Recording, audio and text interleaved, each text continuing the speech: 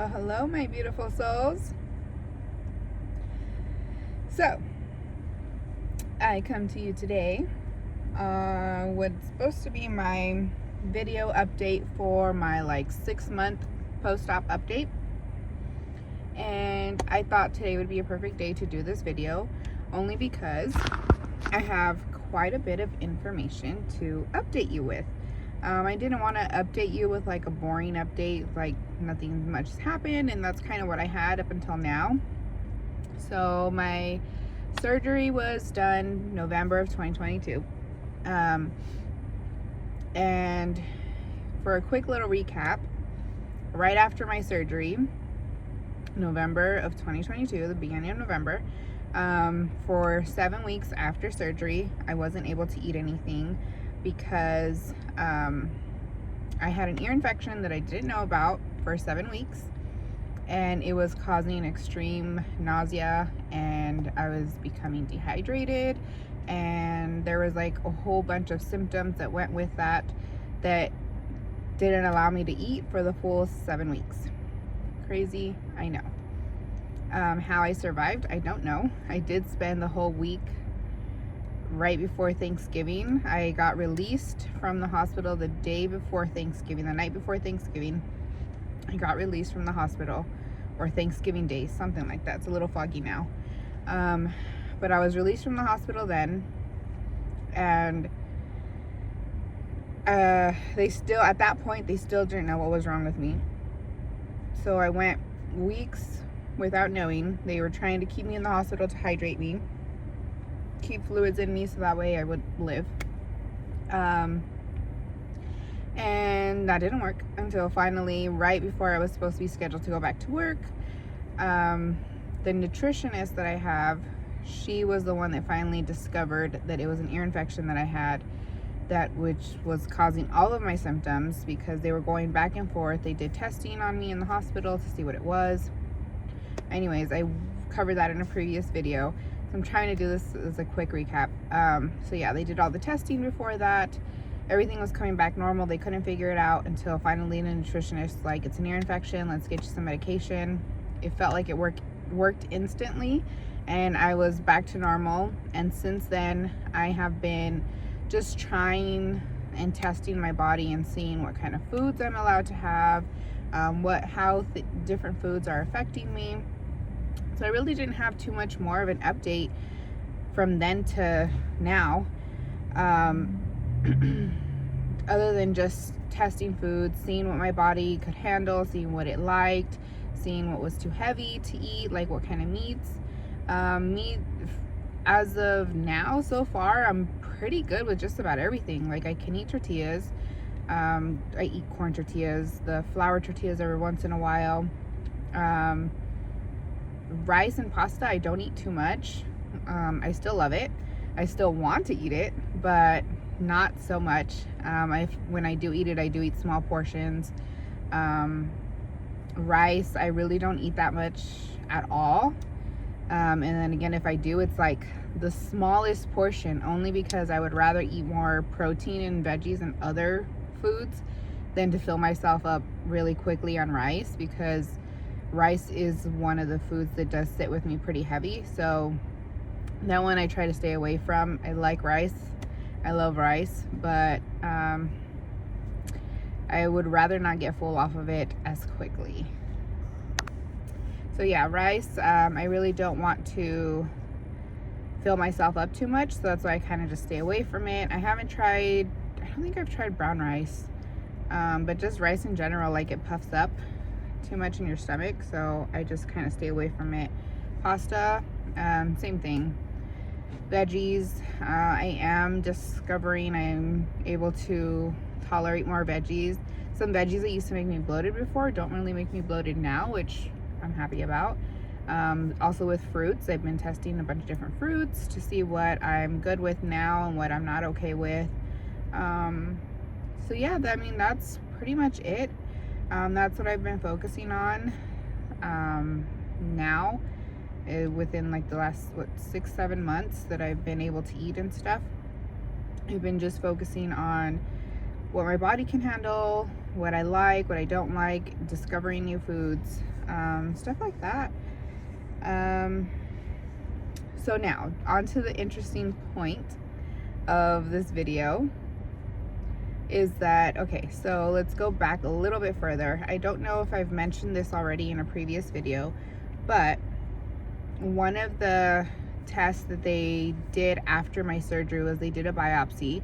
I don't remember exactly if it was in my stomach or if it was part of the blood work and stuff that came back from my surgery, but they did confirm that I had an infection in my stomach that's called H. pylori.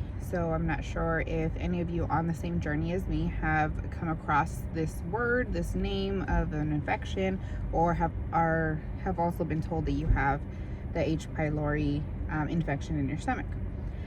So what this is, it's kind of like an infection with like your stomach acid in your stomach. So it's kind of a difficult infection to diagnose because it's kind of mixed up with your stomach acid and there's really no symptoms.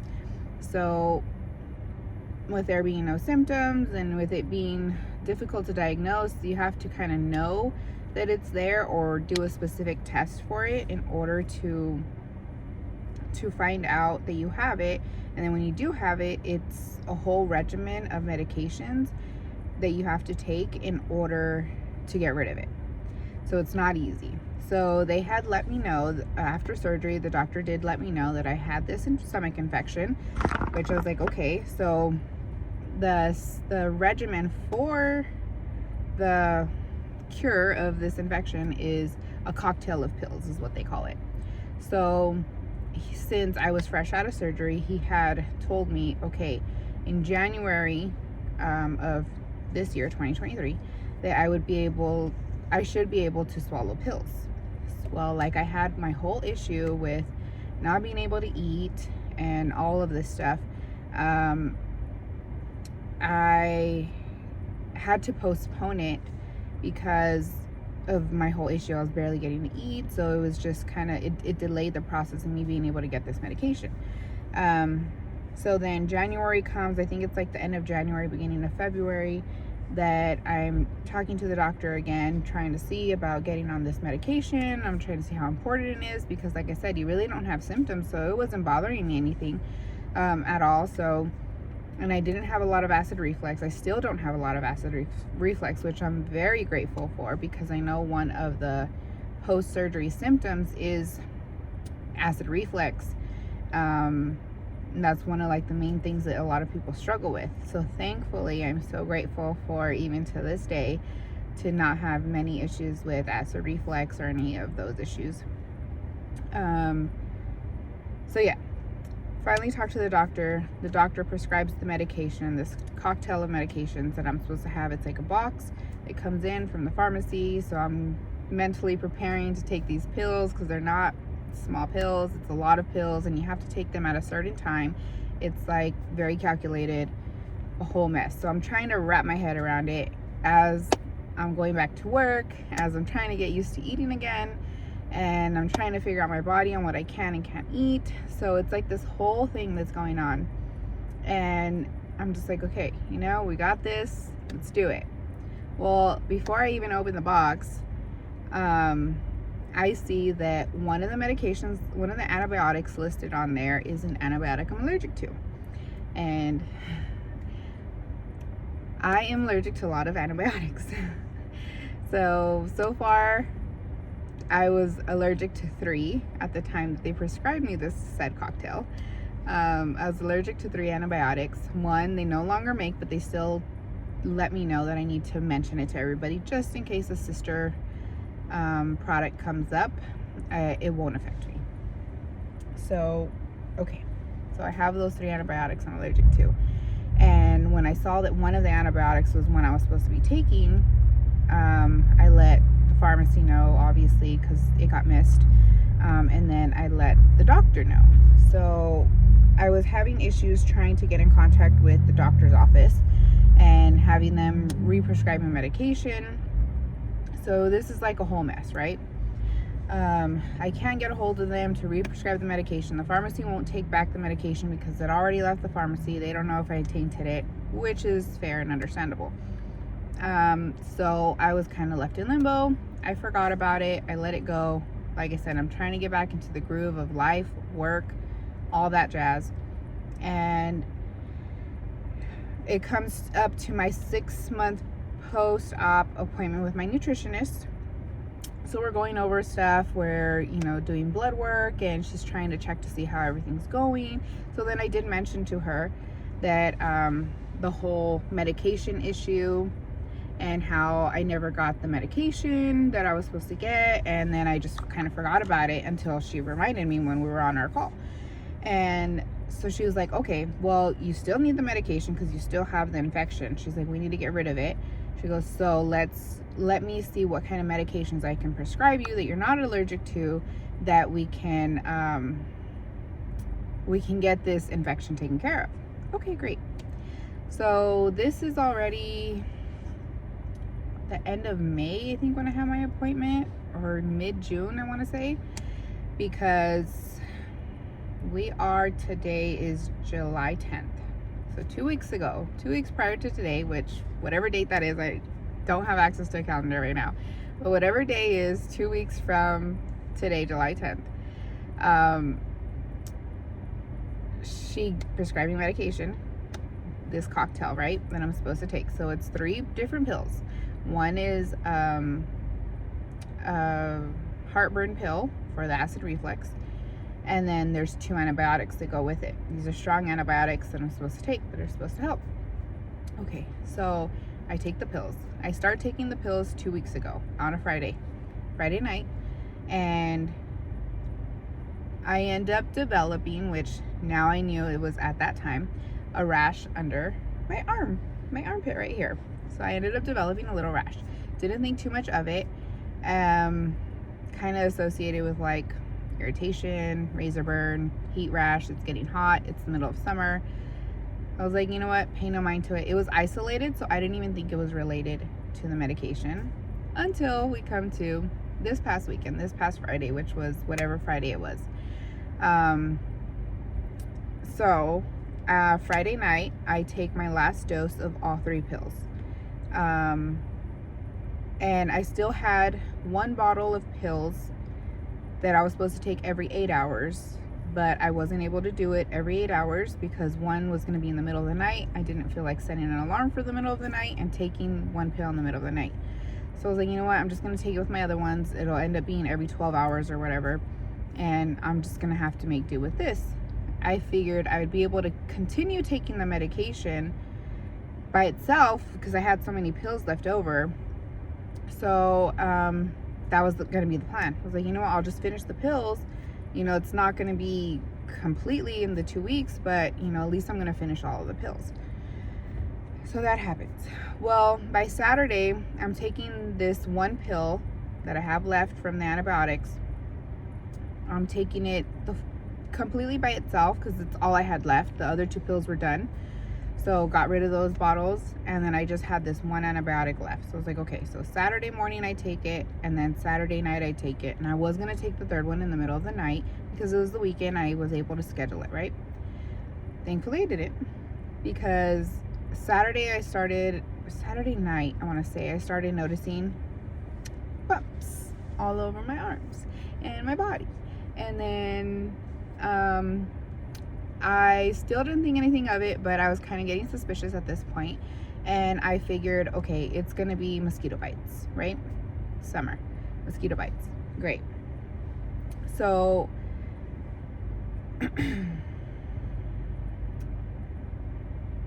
I just excuse it as mosquito bites, and I don't think anything of it.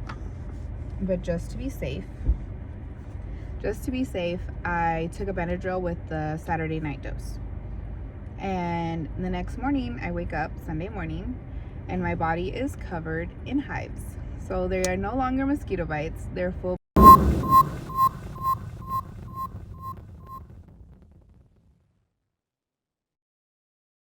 blown hives. My body is itchy from head to toe, like head to toe.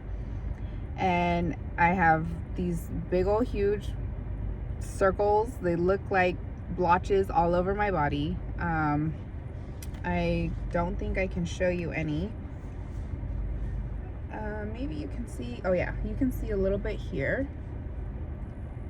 This is all over my body. They look horrible. I'm wearing long sleeves to work today.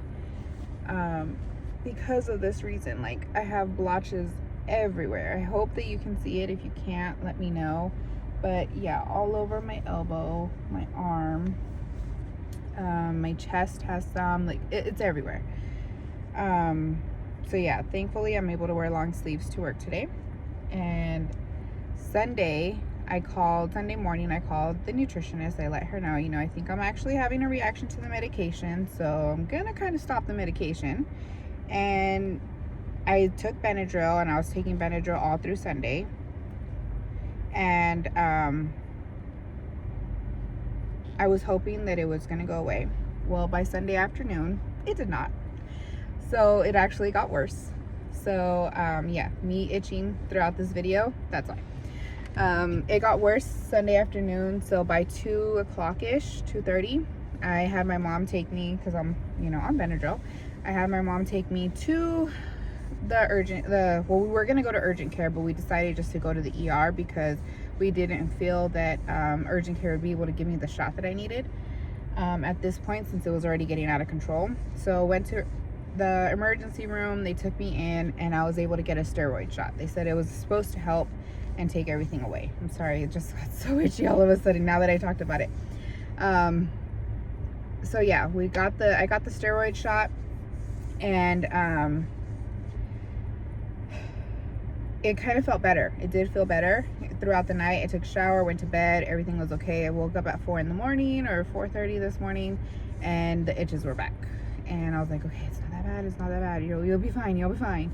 I didn't take a Benadryl last night, which I should have, but they said that I'd be okay, and the steroid shot was supposed to help, so I just trusted that and went with it. And yeah, so here we are. So today I had to call the doctor again this morning at work, let her know, like, it's getting worse, it's not getting any better. So she did prescribe me more medication. I've already taken it. So yeah, that's where we are now. And I wake up in the morning, which is today, Monday, and it did help throughout the night, and after I got the shot, it did help. However, throughout the day today, Monday, it feels like it's gotten worse, like so much worse. I have bigger, longer patches, like all right here on this arm. It kind of feels bruised, like if somebody has been punching me all day.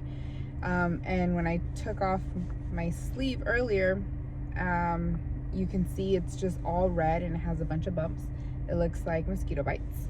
And then over here on this side, same thing. It feels like I've been being punched all day. And obviously that's not the case. It's just been really itchy, and now it just feels super sore. Again, it is all red, a whole patch of red and a bunch of bumps all over it. My legs, my thighs, they are all red, bumpy, and my calves, my sides of my stomach, everything is just red and bumpy and gross. So yeah, that's where I'm at today. So I did talk to the doctor this morning while I was here at work. She did prescribe some medication for me. So I went to go pick that up on my lunch. I kind of took a couple bites of food real quick, and then I headed back to work. Well, recorded a little bit of the video, then headed back to work.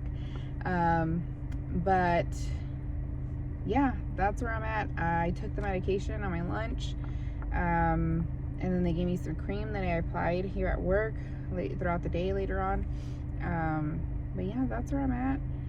So this is my 6th, 7th month post-op update. Eating wise is going great. Like I said, I'm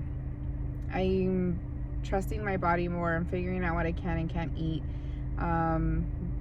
Yeah, so food wise it's great. It's just this whole H. pylori infection that I have going on. It's not so great.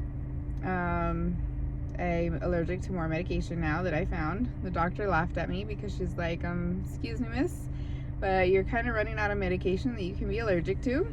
She's like, I don't think this whole being allergic to this many antibiotics is good. She's like, I have a smaller list of medication that I can give you now. So, I mean, we joked about it. I'm physically fine, other than the uncomfortableness of the rash and the soreness of the way that it feels, because it also feels like I'm sunburned. Where the red patches are, it feels like sunburn, especially when the sun hits it. It feels like sunburn, and it hurts like if I've been, like I said, punched all day. So yeah, it's uncomfortable. I mean, my breathing is fine, and that's what they're worried about too, because I do have asthma. So with me having a prior history of, you know, illness with my lungs, you know, they're trying to have me keep an eye on it. It was kind of difficult to concentrate at work when I'm like so itchy all day, but I made it through, and the medication seemed to help. So I'm just gonna take more medication, double up my Benadryl tonight when I go to bed. Hopefully that helps, and tomorrow's gonna be a better day. Fingers crossed. But yeah, that's where we're at, and I'll try to give you another update soon on this infection. If you care to hear more about this infection and this crazy journey that I've been through post-op and all the things, like, I'm pretty sure if you were to look at my scalp, there'd be so many bumps because I can feel them, and it hurts, and it's itchy. Everything itches, and it's driving me insane. But yeah, if you want to hear more about my stomach infection, my H. pylori stomach infection, let me know. Drop it down in the comments. Yeah, I'm just gonna keep suffering through this until it goes away. I'll try to give you guys an update probably within the next week or so, depending on how it goes, how long it takes to go away. But I can definitely update you guys if you want to hear more of that. But I do also want to let you know that I have more exciting things coming with my channel. So hopefully we'll start seeing more cooking stuff. I do have some cooking videos that I need to get up. So more cooking stuff, and then I want to mix it with like interviews of friends and stuff. So yeah, stay tuned. Bye.